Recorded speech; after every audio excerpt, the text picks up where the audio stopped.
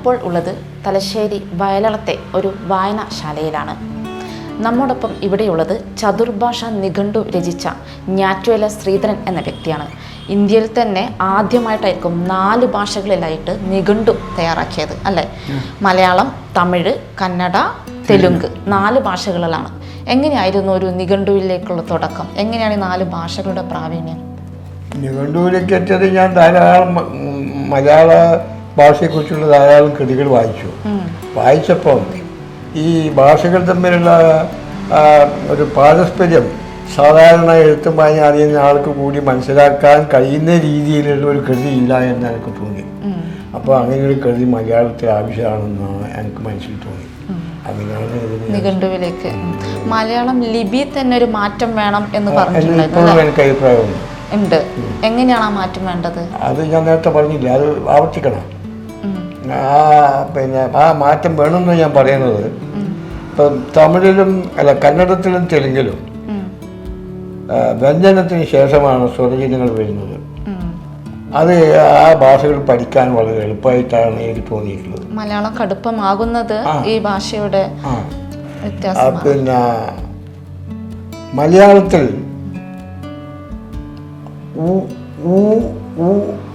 വരെ ആ ഓർഡർ ശരിയാണ്. അതായത് കു കു കെ കാ കി കു കു വരെ ആ ഓർഡർ ശരിയാണ്. അതായത് വ്യഞ്ജനത്തിന് ശേഷമാണ് ചിഹ്നം വരുന്നത്. പിന്നെ കു കഴിഞ്ഞാൽ കേലെത്തുമ്പം ചിഹ്നം ഇപ്പറായി, നേരെ അടുത്ത ഭാഗത്തായി. കെ കഴിഞ്ഞാൽ കോന്ന് പറയുമ്പം അടുത്തും വലത്ത് വഹിക്കുന്നു. പിന്നെ കോ പിന്നെ കൗലെത്തുമ്പോൾ പിന്നെയും ചിഹ്നം മാറി വലുത്തായി. ഈ ചിഹ്നങ്ങളുടെ ഈ കാലുമാറ്റം ശരിക്കും പുതുതായി മലയാളം പഠിക്കുന്നവരെ മാനസികമായി പീഡിപ്പിക്കുന്നത് എന്നാണ് അനുഭവം കൊണ്ട് എനിക്ക് തോന്നിയത്. ഞാൻ 4 തവണ സാക്ഷരതാ ക്ലാസ്സിൽ ആളുകൾ മുതിർന്നവരെയും എന്നേക്കാളും പ്രായം കുറഞ്ഞവരെയും ഞാൻ പഠിപ്പിച്ചിട്ടുണ്ട്. ഏത് വർഷമായിരുന്നു അത്? 957, 62, 82, 91 ഇങ്ങനെ 18 വയസ്സിൽ അല്ലേ? അതാണ് എടുത്തു പറയേണ്ടത്. 18 വയസ്സിലാണ് മറ്റുള്ളവരെ പഠിപ്പിക്കാൻ വേണ്ടി തന്നെക്കാൾ മുതിർന്നവരെയും പ്രായം കുറഞ്ഞവരെയും പഠിപ്പിക്കാൻ. എനിക്കങ്ങനെ അതൊരു ഭാഗ്യമാണ്. കാരണം എന്നെക്കാളും മുതിർന്നവരെയും പ്രായം കുറഞ്ഞവരെയും ഒരുപോലെ പഠിപ്പിക്കാനുള്ള ഒരു സാധാരണ കോളേജ് അധ്യാപകർക്ക് പോലും കിട്ടൂല. അങ്ങനെ ഞാൻ പഠിപ്പിച്ചു. അപ്പം അവരിൽ നിന്നുണ്ടായിട്ടുള്ള ചില ചോദ്യങ്ങളും സംശയങ്ങളും ഈ ലിപി വ്യവസ്ഥയെക്കുറിച്ച് എന്നെ ചിന്തിപ്പിക്കാനെന്ന് പ്രേരിപ്പിച്ചു വരുന്നു. അത് സത്യമാണ്. ഞാൻ ചോദിക്കട്ടെ, തമിഴ് ഭാഷയൊക്കെ എങ്ങനെയാണ് പഠിച്ചത്? തമിഴ് ഭാഷ ഞാൻ കണ്ണൂർ പാലക്കാട് ബീഡിപ്പണി ചെയ്തിരുന്നു. അന്ന് ബീഡിപ്പണി ചെയ്യാൻ പാലക്കാടായിരുന്നു. പാലക്കാട് ഞാൻ കുറേ 2-3 കൊല്ലം ഉണ്ടായിരുന്നു. അവിടെ അന്ന് ആ കാലത്ത് മിക്കവാറും പാലക്കാട് ടൗണിലൊക്കെ തമിഴ് തന്നെയാണ് പ്രചാരത്തിലുണ്ടായിരുന്നത്, സംസാര ഭാഷയൊക്കെ ആയിട്ട്. പിന്നെ ബീഡി കമ്പനികളിൽ തമിഴ് പത്രങ്ങൾ വായിക്കുമായിരുന്നു. അപ്പം ഞാൻ ബീഡി കമ്പനിയിൽ തമിഴ് പഠിച്ചു. അങ്ങനെ ആ വഴി തമിഴ് പഠിച്ചതിന് ശേഷം പിന്നെ ഞാൻ മൈസൂരിൽ പോയി താമസിച്ചു, ഭാഷ ശരിയാക്കാൻ വേണ്ടി. പിന്നാലെ നടക്കുകയാണല്ലേ. മൈസൂരും മംഗലാപുരത്തും പോയി താമസിച്ചതിന് ശേഷം ഞാൻ പിന്നീട് ഞാൻ ഈ നിഘണ്ടു രചന തുടങ്ങിയപ്പം ആഴ്ചക്ക് 2 പ്രാവശ്യം കാസർഗോഡ് പോകും. അവിടെ മുനിസിപ്പാലിറ്റി സ്കൂളിലുള്ള ഒരു ശ്രീനാരായണ മാസ്റ്ററുണ്ട്. അദ്ദേഹത്തോട് സംശയങ്ങളും കാര്യങ്ങളും ചോദിക്കാൻ വേണ്ടി മിക്കവാറും ആഴ്ചക്ക് 2 തവണ ഞാൻ കാസർഗോഡ് പോകാറുണ്ട്. അങ്ങനെ തെലുങ്കിലാണ് പ്രശ്നം. തെലുങ്ക് അപ്പോൾ ഈ തെലുങ്കും പാടില്ലോ, എന്നാലും ചതുർഭാഷ. അപ്പം അന്വേഷിച്ച് നോക്കുമ്പം ഒരു രക്ഷയില്ല, ആരും തെലുങ്ക് അറിയുന്നവരില്ല. അപ്പം ഞാൻ അന്വേഷിച്ചാൽ കണ്ടെത്തും മുട്ടിയാൽ തുറക്കപ്പെടുന്നുള്ള വചനം എന്താ മനസ്സിൽ നിന്നിങ്ങനെ ഇതായി. അവസാനം ഞാൻ നമ്മുടെ ലേബർ ഓഫീസർ ഉണ്ടായിരുന്നു, പിന്നെ ഒരു വിജയരാജൻ. ഞാൻ വിജയരാജനോട് പറഞ്ഞു, വിജയരാജൻ എനിക്കൊരു തെലുങ്ക് പഠിക്കണമെന്നുണ്ട്, നിങ്ങളുടെ പരിചയത്തിൽ ആരെങ്കിലും ഉണ്ടോ എന്ന് ചോദിച്ചു. അപ്പോൾ അദ്ദേഹം എന്നോട് പറഞ്ഞു, തളിപ്പറമ്പ് കരിമ്പം ഗവേഷണ കേന്ദ്രത്തിൽ ഒരു ആധാർക്കാരനുണ്ട്, നിങ്ങളൊന്ന് മുട്ടി നോക്കുമെന്ന് പറഞ്ഞു. അങ്ങനെ ഞാൻ കരിമ്പത്ത് പോയി. എൻ്റെ മൂത്ത മകൻ്റെ പ്രായമുള്ളൂ, ചെറുപ്പക്കാരനാണ്. അപ്പോൾ ഞാൻ സംസാരിച്ചപ്പോൾ ആൾക്ക് ഭയങ്കര സന്തോഷം. ഞാൻ അവരെ ഭാഷ പഠിക്കാൻ വന്നു എന്ന് പറയുമ്പോൾ തന്നെ അവർക്ക് ഭയങ്കര സന്തോഷം. അങ്ങനെ പിന്നെ അങ്ങനെ ആ 4 ഭാഷകൾ അങ്ങനെ ആർക്കും പഠിച്ചിട്ടുള്ളൊരു പ്രശ്നം എന്താന്ന് പറഞ്ഞാൽ വായിക്കാനൊന്നുമില്ല. ഒരു അക്ഷരങ്ങനെ പഠിച്ചു എന്നല്ലാണ്ട് വായിക്കാൻ പറ്റില്ല. അവസാനം എവിടെ അന്വേഷിച്ചിട്ടും അത് കിട്ടാൻ സാധനമില്ല. അവസാനം ആളുടെ വീട്ടിൽ പഴയ ഒരു ചന്ദമാമയുടെ കോപ്പി ഉണ്ടായിരുന്നു. അത് മുഴുവൻ ഞാൻ വായിച്ചിട്ട് പോയത്. അങ്ങനെ പിന്നെ അതിന് ശേഷം ഞാൻ ആന്ധ്രയിൽ പോയി, നെല്ലൂരിൽ പോയി താമസിച്ചു. 3 തവണ ഞാൻ ആന്ധ്രയിൽ പോയി താമസിച്ചു, തെലുങ്ക് ശരിയാക്കാൻ വേണ്ടി. അങ്ങനെ ഇത് പണ്ടേ തുടങ്ങിയതാണോ ഡിക്ഷണറിയുടെ? 25 കൊല്ലത്തെ പ്രയത്നമാണ്. കാരണം ഈ പഠനവും എൻ്റെ യാത്രയും കാര്യവും എല്ലാം കൂടി നോക്കി 25 കൊല്ലത്തെ ഇതിലുള്ളൊരു പ്രശ്നം, എനിക്കുള്ളൊരു ദുഃഖം, നിങ്ങൾ 10 പേര് കവിതയ്ക്ക് അവാർഡ് കൊടുക്കുന്നുണ്ട്, നിങ്ങൾ ചെറുകഥയ്ക്ക് അവാർഡ് കൊടുക്കുന്നുണ്ട്, നോവലിന് അവാർഡ് കൊടുക്കുന്നുണ്ട്. ഇത്രയും പ്രയാസപ്പെട്ട് ഇതുവരെ കേരളത്തിൽ ആരും രചിക്കാത്ത ഇത് സത്യത്തിൽ നമ്മുടെ കേരള സർക്കാർ ഒരു കമ്മിറ്റി രൂപീകരിച്ചിട്ട് 4 സംസ്ഥാനങ്ങളും കൂടി യോജിച്ചിട്ട് ചെയ്യേണ്ട ഒരു വർക്കാണിത് ശരിക്കും. അത് നിങ്ങൾ ഇതിൻ്റെ ആമുഖത്തിൽ പറഞ്ഞിട്ടുണ്ട്. ഇയാൾ പിന്നെ ജയകുമാർ സോറാണ് ഇതിനെ ആമുഖം എഴുതിയത്. ഇത് നമ്മൾ പഴയ ചീഫ് സെക്രട്ടറി. ഇത് 4 സംസ്ഥാനങ്ങൾ സംയുക്തമായി ചേർന്ന ഒരു കമ്മിറ്റിയെ രൂപീകരിച്ച് ഒരു നിഘണ്ടു നേരത്തെ ഉണ്ടാക്കേണ്ടതായിരുന്നു. പക്ഷെ ഇതിനൊന്നും അവർക്ക് തോന്നിയില്ലല്ലോ. ഇവിടെ നമ്മുടെ സാംസ്കാരിക സംഘടനകളും സ്ഥാപനങ്ങളും അനവധിയുണ്ട്. നല്ല ടിയും ഒക്കെ വാങ്ങിയിട്ട് ആളുകൾ സൂചിച്ച് നടക്കുകയാണ്. ഇങ്ങനെ വേണമെന്ന് ആദരവ് കിട്ടിയിട്ടില്ല. അതിലുള്ള എനിക്ക് പ്രശ്നം എന്താ, ആദരവല്ല. ആദരവ് എനിക്ക് എന്നാ ഹൈദരാബാദ് സാഹിത്യോത്സവം എന്നെ ആദരിച്ചിട്ടുണ്ട്. അത് ഇതിലുണ്ട്.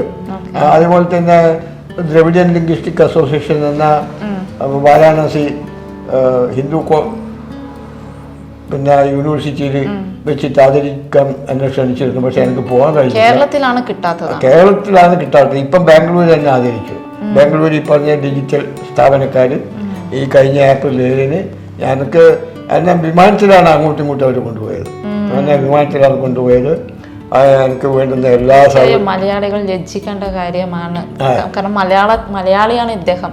എന്നിട്ട് 4 ഭാഷകളിൽ പോയി കണ്ടുപിടിച്ച് എഴുതിയിട്ട് ഒരു ആദരവ് മലയാളത്തിൽ നിന്നും കിട്ടിയിട്ടില്ല.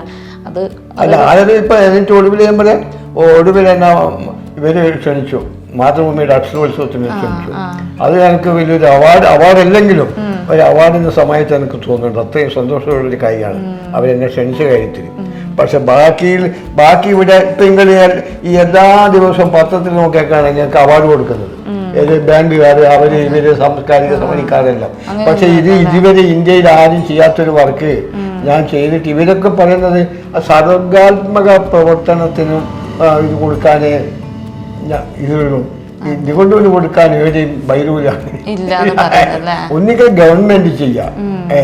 ഇത് തയ്യാറാക്കിയിരിക്കുന്നത് 2 രീതിയിൽ. ഒന്ന് കേരള ഭാഷാ ഇൻസ്റ്റിറ്റ്യൂട്ടാണ് നിഘണ്ടു പുറത്തിറക്കിയിരിക്കുന്നത് അല്ലേ. പിന്നീട് ഇതാണ് ലാസ്റ്റ് ചെയ്തത്. ആദ്യം ചെയ്തത് കേരള സീനിയർ സിറ്റിസൺസ് ഫോറത്തിന്റെ നേതൃത്വത്തിലാണ് അല്ലേ നിഘണ്ടു പുറത്തിറക്കിയിരിക്കുന്നത്. അതിൽ മുന്നേ ഇറക്കിയത് മലയാളം, തമിഴ് നിഘണ്ടു മാത്രമായിരുന്നു. ഭാഷ ഇൻസ്റ്റിറ്റ്യൂട്ട് ചെയ്തതാണല്ലേ. ഇത് ഇറക്കിയ ശേഷമാണ് 4 ഭാഷകളിലായിട്ട് ഇറങ്ങിയിട്ടുള്ളത്. 2012. എങ്ങനെയാ കുടുംബം, വീട്ടുകാരൊക്കെ എങ്ങനെയാ സപ്പോർട്ടാണോ? വീട്ടുകാരിൽ തന്നെ ഈ കാര്യത്തിൽ സഹായിച്ചിട്ടില്ല. അവർക്ക് സഹായിക്കാൻ കഴിയില്ലല്ലോ. വീട്ടുകാർക്കെന്നല്ല, ആർക്കും സഹായിക്കാൻ കഴിയില്ല. കാരണം 1 ഭാഷ അറിയുന്നവരായിരിക്കണം. പിന്നെ തെറ്റില്ലാതെ ഞാൻ നോക്കിയിട്ട് എഴുതാൻ കഴിയുന്നതിൽ വളരെ കുറവാണ്. ഡിഗ്രിക്കാർക്ക് പോലും മലയാളം തെറ്റില്ലാതെ എഴുതാം. പിന്നെ ഇത് എഴുതിയിട്ട് ഇപ്പം തന്നെ DTP ചെയ്തിട്ട് എല്ലാം തെറ്റാം. വീട്ടിലെങ്ങനെ ഫാമിലി ഒന്ന് പരിചയപ്പെടുത്താം, കുടുംബത്തെ ഒന്ന് പരിചയപ്പെടുത്താമോ? പരിചയപ്പെടുത്താം. 4 മക്കള്. ഭാര്യ വീട്ടമ്മയാണ്. അവൾക്കിപ്പോ 80 വയസ്സായ വൃത്തിയാണ്. പേരെന്താ? യശോദ. 4 മക്കളാണ്. പിന്നെ എൻ്റെ മൂത്ത മോനാണ് ഇപ്പൊ നേരത്തെ ഇവിടെ വന്നത്. 4 മക്കളാണ്. 4 മക്കള്, ഒരു 3 ആണും 1 പെണ്ണും. പിന്നെ അതിൽ ഒരു പ്രധാനപ്പെട്ട ഒരു പ്രശ്നം, ഞാനിപ്പോൾ ലോക പ്രശസ്തനാണ്. നിങ്ങളറിയില്ലല്ലോ. എന്നെക്കുറിച്ചുള്ള ഡോക്യുമെൻ്ററിക്കാണ് കഴിഞ്ഞ 22-ലെ നാഷണൽ അവാർഡ് കിട്ടിയത്. Dreaming of words. നിങ്ങൾ ഇതിൽ മൊബൈലുണ്ടാവും, ഇതിൽ യൂട്യൂബിലുണ്ടാവും. Dreaming of words. അതിൽ പിന്നെ ആദില കബീറിൻ്റെ കമൻസ് എല്ലാം ഉണ്ട് എന്നെക്കുറിച്ചുള്ള. ആദില കബീർ, പിന്നെ ഒരു അമേരിക്കക്കാരത്തിൻ്റെ കമൻസ് ഉണ്ട്, പിന്നെ തമിഴത്തിൻ്റെ ഉണ്ട്, തെലുങ്കത്തിൻ്റെ ഉണ്ട്. ഞാൻ ഇന്ത്യയിലെ എല്ലാ ചാനലും എൻ്റെ വർക്കിനെ കുറിച്ച് വന്നിട്ടുണ്ട്. ഈ കേരളത്തിൽ ഒരു എഴുത്തുകാരനും കിട്ടാത്തൊരു ഭാഗ്യം എനിക്ക് കിട്ടിയത്. പക്ഷേ ഈ അവാർഡ് തന്നിട്ടില്ലാന്ന് മാത്രം. എൻ്റെ ഈ കൃതി ഞാൻ എഴുതി പ്രസിദ്ധീകരിക്കുന്നതിന് എത്രയോ മുമ്പ് തന്നെ ഇത് ലോകത്തിൽ മുഴുവൻ അറിയപ്പെട്ടിരുന്നു. കാരണം എന്താണെന്ന് പറഞ്ഞാൽ ഞാനിത് എഴുതുന്ന സമയത്താണ് എന്നെക്കുറിച്ച് ഈ പത്രങ്ങളിലൊക്കെ റിപ്പോർട്ട് വന്നത്.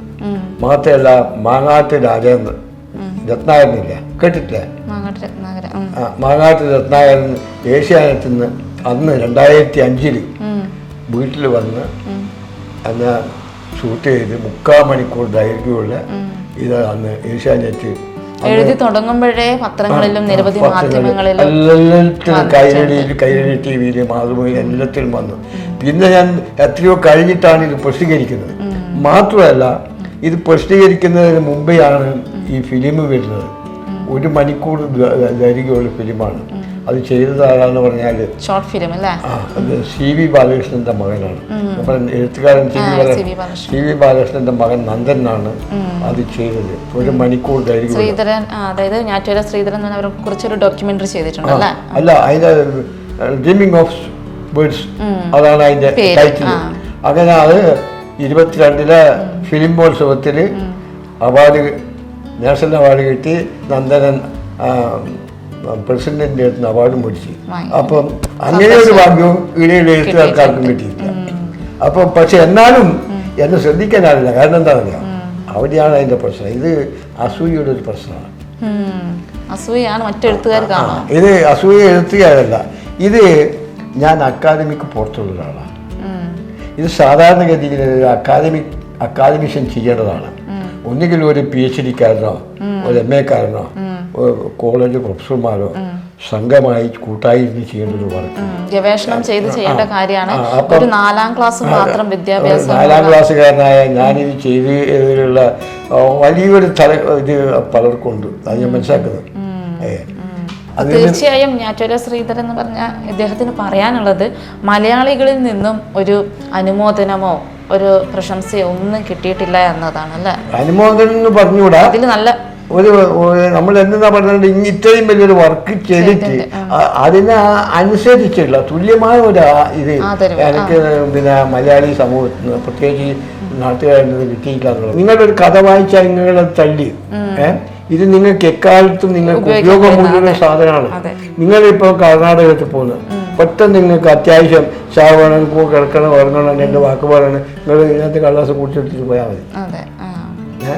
പിന്നെ മാത്രമല്ല ഈ പിന്നെ ഗവേഷണ വിദ്യാർത്ഥികൾക്കും എല്ലാം ഇത് ഉപകരിക്കും. ഈ പദങ്ങൾ തമ്മിലുള്ള ബന്ധങ്ങളും കാര്യങ്ങളും. അതുപോലെ തന്നെ ഇതിനകത്ത് വേറെ ഇതുണ്ട്, നിങ്ങൾക്ക് സ്വീയ പദങ്ങൾ പെട്ടെന്ന് മനസ്സിലാക്കാൻ കഴിയും. ഇതിൽ കർണാടകവും മറ്റ് ഭാഷകളുമായി ബന്ധമില്ലാത്ത മലയാളത്തിൻ്റെ തനി വാക്കുകൾ, അങ്ങനെ പല ഉപയോഗം ഇതിലുണ്ട്. അതുകൊണ്ടാണ് ആളുകൾക്ക് നിങ്ങൾ അതിൻ്റെ ഇത് വായിച്ചു നോക്കിയാൽ നിങ്ങൾക്ക് മനസ്സിലാവും. ആര് ജയകുമാർ സർ എഴുതിയിട്ടുള്ള ആമുഖമുണ്ട്. അതുപോലെ തന്നെ PK പോക്കർ പഴയ ഭാഷാ ഇൻസ്റ്റിറ്റ്യൂട്ടിൻ്റെ ഡയറക്ടർ, അയാൾ എഴുതിയ ആമുഖമുണ്ട്. ഇത് ഇനി വരുന്ന തലമുറയ്ക്ക് മാത്രമല്ല, ഇത്ര കാലം നമ്മുടെ കൂടെയുള്ള കുട്ടികൾക്കെല്ലാം പ്രബന്ധങ്ങൾ രചിക്കാനും എല്ലാ കാര്യത്തിനും ഉപയോഗപ്രദമായിട്ടുള്ളൊരു പുസ്തകമാണ്. കാലങ്ങളോളം നിലനിൽക്കുന്ന ഒരു പുസ്തകമാണ് ഇത്. ഇതിൻ്റെ വാല്യൂ മലയാളികൾ മനസ്സിലാക്കിയിട്ടില്ല എന്നാണ് ശ്രീധരേട്ടൻ പറയാനുള്ളത് അല്ലേ? തീർച്ചയായും മലയാളി സമൂഹം, അതെ, തീർച്ചയായും ഭാവുകങ്ങൾ നേരുന്നു. നന്ദി.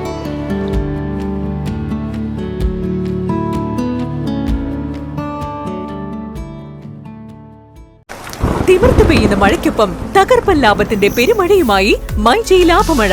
വാഷിംഗ് മെഷീനുകൾക്ക് വമ്പൻ ഓഫറുകൾ.